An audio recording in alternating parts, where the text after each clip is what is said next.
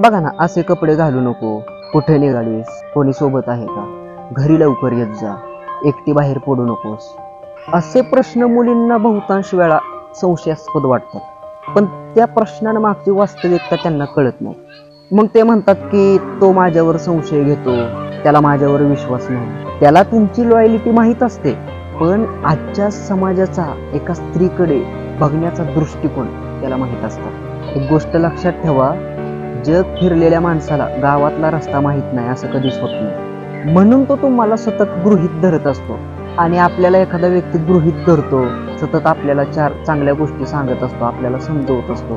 का तर त्याला मनापासून आपल्यासाठी तळमळ आणि आपली काळजी वाटत असते. आणि कोण कुणाची एवढी काळजी करत नाही, एवढी विचारपूस करत नाही. आजकाल कुणालाच कुणाचं देणं नसतं, कुणाला कुणाची पर्वा नसते. ज्या व्यक्ती आपल्या असतात ना, आपल्या जवळच्या असतात ना, त्यांचाच आपल्यासाठी जीव तुटत असतो.